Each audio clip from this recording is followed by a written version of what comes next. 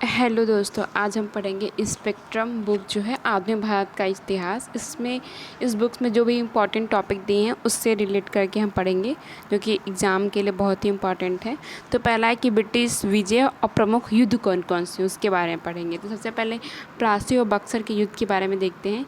तो प्लासी का युद्ध जो होता है 1757 में होता है।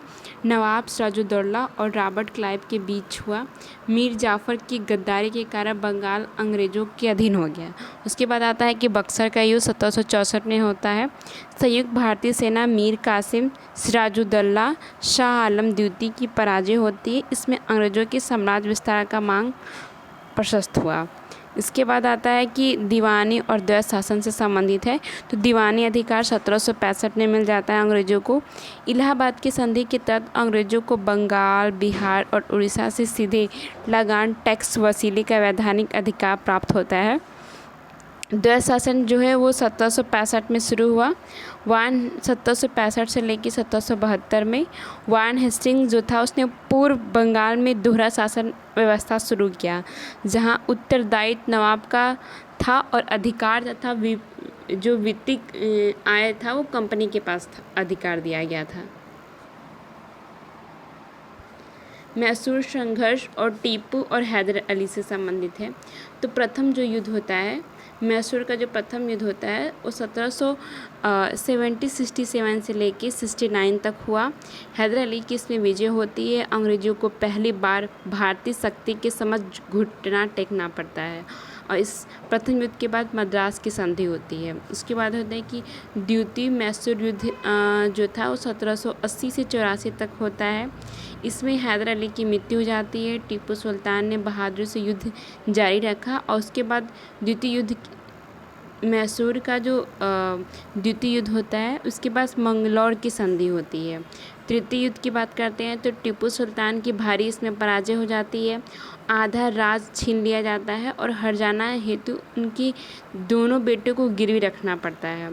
चतुर्थ जो युद्ध होता है, टीपू शहीद हो जाता है और लॉर्ड वेलंजनी की सेना विजय रही। शेर ए मैसूर के अंत के साथ मैसूर पर अंग्रेज़ों का कब्जा हो जाता है। उसके बाद है कि मराठा का पतन और साम्राज्य विस्तार की क्या नीतियाँ थी। तो आंग मराठा युद्ध के क्या परिणाम हुए। तो प्रथम युद्ध जो था आंग मराठा युद्ध का, प्रथम युद्ध मराठा विजय रहे। सालबाई की संधि से लंबी शांति स्थापित हुई। उसके बाद 1803 से 5 में द्वितीय युद्ध हुआ। अंग्रेज़ों के पास दिल्ली और आगरा गया सहायक संधि स्वीकारनी पड़ी। उसके बाद तृतीय युद्ध होता है 1817 से लेकर 1818 तक। पेशवा का जो पद था सदा के लिए समाप्त कर दिया गया और बाजीराव द्वितीय जो थे उनको पेंशन देकर बिठूर भेज दिया गया। उसके बाद है कि साम्राज्य हड़प की नीति आती है। इसमें सहायक संधि 1798 में वेलेजी जो था इसको शुरू करता है और राज्य में ब्रिटिश सेना रखने और उसका खर्च उठाने की क्रूर शर्त रखता है। प्रथम शिकार हैदराबाद के निजाम करता है। हड़प नीति क्या थी, 1848 में आती है। डलहौजी का व्यपगत सिद्धांत इसको कहते हैं। जिनके पास बच्चे नहीं होते थे, राजाओं को गोद लेने की प्रथा को समाप्त कर दिया था डलहौजी ने और इसके आधार पर उसने सबसे पहले सतारा को अपने साम्राज्य में लाया। फिर सबसे अंत में 1856 में उसने अवध को मिलाया। उसके बाद है कि 1857 का महासंग्राम की शुरुआत और महानायक के बारे में पढ़ेंगे। तो 1857 की क्रांति जो शुरू होती है वो 10 मई 1857 से मेरठ छावनी के सिपाहियों द्वारा दिल्ली मार्च के साथ शुरू होती है।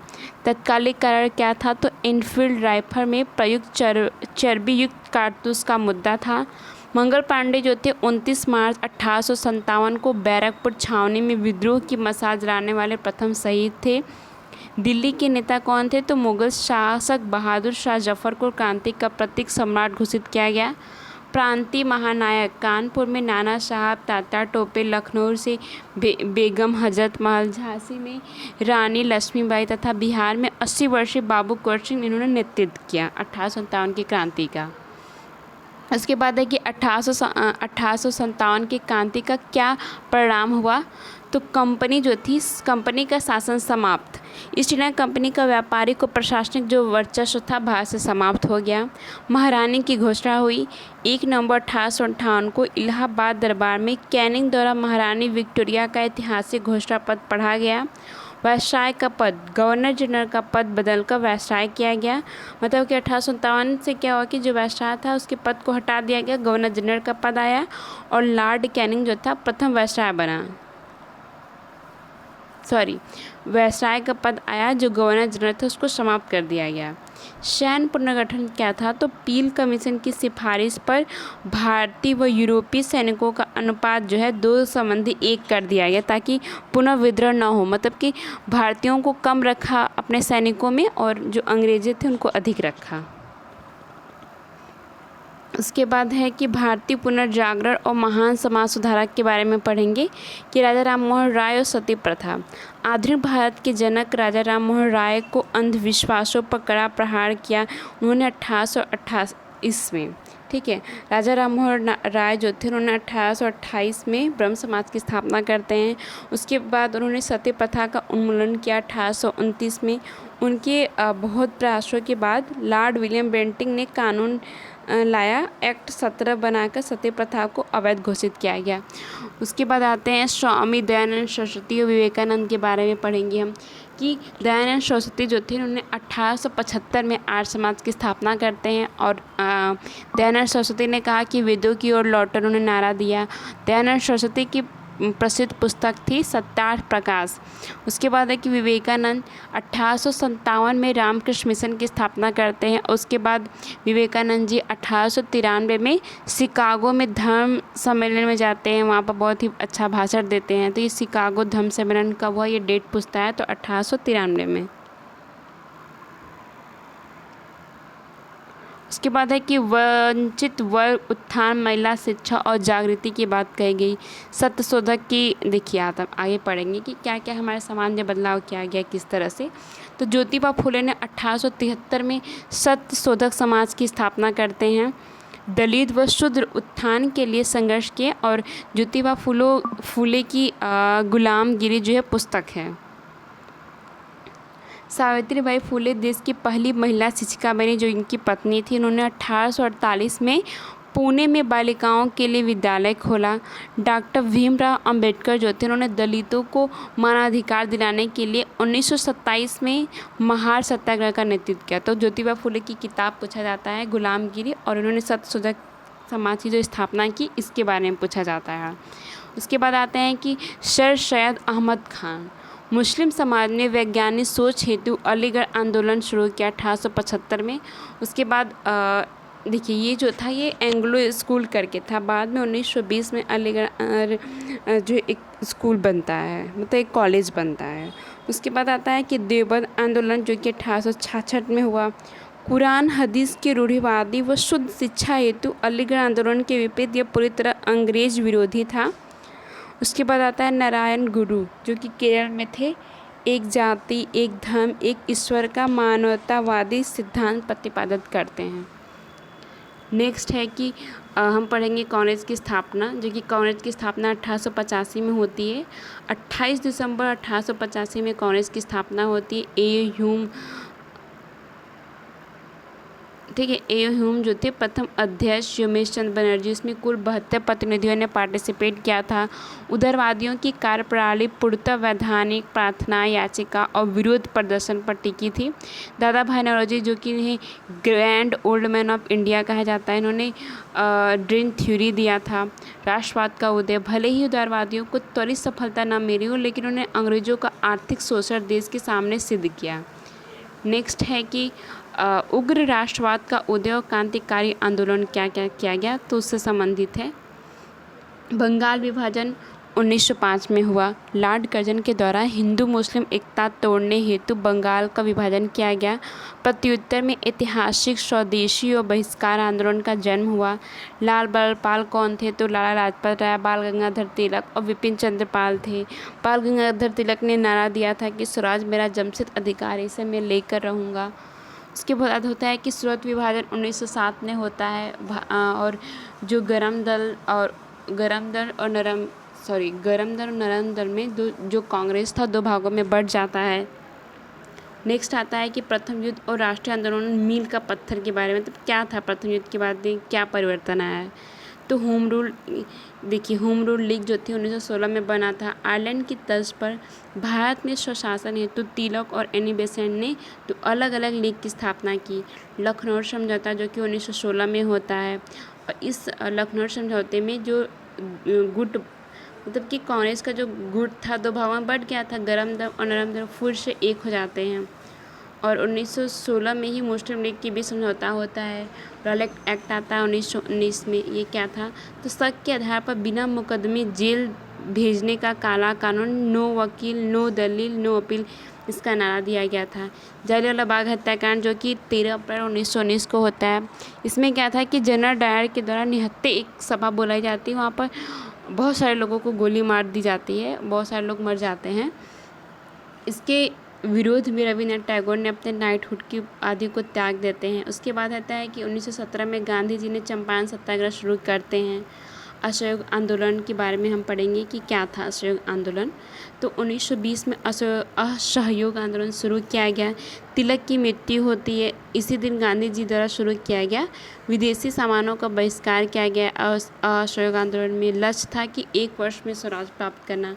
चोरी चौरा कांड बाबरा पुस्तक कब हुआ था, तो ये गोरखपुर में हुआ था, 1922 में हुआ था। इसमें जो गोरखपुर में हिंसक घटना होती है और 22 पुलिसकर्मियों को जला दिया जाता है। इससे गांधी जी बहुत दुखी होते हैं और फिर से अपना असहयोग जो आंदोलन था वापस ले लेते हैं। स्वराज पार्टी की स्थापना होती है 1923 में। CR दास और मोतीलाल नेहरू के द्वारा होता है। इसका स्वराज जो पार्टी था, इसका मुख्य उद्देश्य था कि ब्रिटिश विधान परिषद के भीतर प्रवेश कर ब्रिटिश का विरोध करना। उसके बाद 1927 में साइमन कमीशन आता है। इसका बहुत विरोध किया जाता है। साइमन गो बैक का नारा दिया जाता है, क्योंकि इसमें जो था भारतीयों की समस्या के लिए आई रहता है ये साइमन कमीशन, और इसमें एक भी भारतीय नहीं होते हैं। इसमें लाठीचार्ज होता है, लाला लाजपत राय की मृत्यु हो जाती है। उसके बाद है कि भारत छोड़ो आंदोलन के बारे में पढ़ेंगे। सविनय अवज्ञा आंदोलन क्या था, तो सविनय अवज्ञा आंदोलन 1930 में था। इससे ये शुरू होता है डांडी मार्च से। इसमें क्या था कि 12 मार्च से लेकर 6 अप्रैल तक 1930 में शुरू किया गया। गांधी जी ने 390 किमी की यात्रा कर सांकेतिक रूप से नमक कानून तोड़ा और देशव्यापी आंदोलन प्रारंभ हुआ। उसके बाद गांधी इरविन पैक्ट होता है 1931 में। आंदोलन को अस्थायी रूप से रोका गया। गांधी जी द्वितीय गोरमेंट सम्मेलन में भाग लेने के लिए लंदन गए थे। तो पूछा जाता है गांधी जी ने कौन से सम्मेलन में भाग लिया था, तो द्वितीय सम्मेलन में भाग लिए थे। उसके बाद भारत छोड़ो आंदोलन 1942 में होता है। इसमें गांधी जी करो या मरो का नारा देते हैं। ये कब शुरू होता है, तो 8 अगस्त 1942 को गांधी जी का ऐतिहासिक आह्वान होता है। प्रथम दिन ही सभी बड़े नेता गिरफ्तार कर नज़रबंद कर दिए जाते हैं। समानांतर सरकार बलिया, सतारा, तामलुक जैसी जगहों पर भारतीयों ने अपनी समानांतर सरकार की स्थापित कर को विद्रोह किया। तो पूछा जाता है कि समानांतर सरकार कहाँ कहाँ बना था, सबसे पहले बलिया, सतारा, तामलुक में। नेक्स्ट है कि स्वतंत्रता प्राप्ति और रियासतों का एकीकरण किस तरह से किया गया, तो 1943 में आज़ाद हिंद फौज की स्थापना किया गया। सुभाष चंद्र बोस द्वारा सिंगापुर में कमान किया गया, नारा दिए उन्होंने, तुम मुझे खून दो मैं तुम्हें आज़ादी दूंगा, सुभाष चंद्र बोस ने दिया। आज़ाद हिंद फौज की स्थापना कब हुई, ये इम्पॉर्टेंट है, इससे बार बार पूछा जाता है, तो याद रखिएगा 1943 में हुआ।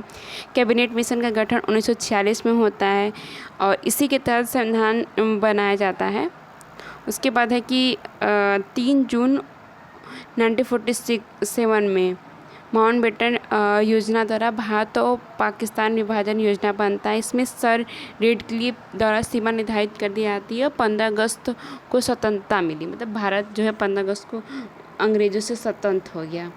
उसके बाद है कि 1948 में देशी रियासतों का विलय किया गया। सरदार पटेल ने 562 रियासतों को मिलाया और जूनागढ़ में जनमत के आधार पर हैदराबाद हेतु ऑपरेशन पोलो चलाया गया। तो ये क्वेश्चन आता है कि ऑपरेशन पोलो किससे संबंधित, तो हैदराबाद में चलाया गया और इसके तहत भारत में इसको शामिल कर लिया गया। नेक्स्ट क्वेश्चन है कि आधुनिक शिक्षा नीति और भारतीय प्रेस का क्रमिक विकास क्या होता है, तो मैकाले मिंट जो कि 1835 में आता है, अंग्रेजी शिक्षा को माध्यम बनाया गया। इसका उद्देश्य था कि भारतीय जो हैं वो रंग रूप में तो भारतीय हों लेकिन मानसिक रूप से वो अंग्रेज हों, अंग्रेज तैयार करना। उद्घोषणा पत्र कब होता है? तो 1854 में होता है। भारतीय शिक्षा का इसे मैग्ना कार्टा कहा गया। इसके तहत 1857 में कलकत्ता, बॉम्बे और मद्रास यूनिवर्सिटी भी बनाई गई।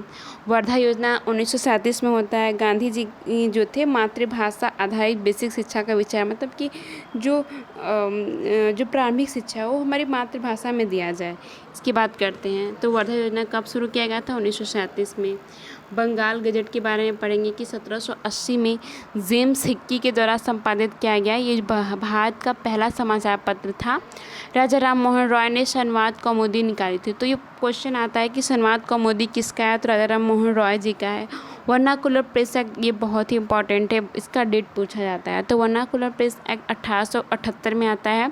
लॉर्ड लिटन के द्वारा भारतीय भाषाई अखबारों पर सेंसर लगाने वाली क्रू अधिनियम थी। इसको मतलब कि कोई भी भारतीय जो था पत्रिका ने अगर कुछ भी सरकार के खिलाफ विरोध में लिखता था तो उसको बंद करवा दिया जाता था। तो इसको लिटन ने शुरू किया था सेंसरशिप को, और रिपन इसको समाप्त कर दिया 1882 में। क्रांतिकारी पत्र कौन कौन से थे? तो तिलक का केसरी और मराठा, ये दोनों ही क्रांतिकारी पत्र थे। उसके बाद है कि आधुनिक भारत का इतिहास, ये हमारा समाप्त हुआ। इसमें बहुत ही इम्पोर्टेंट टॉपिक जो थे, जो इम्पोर्टेंट युद्ध थे उसको हमने आज पढ़ा।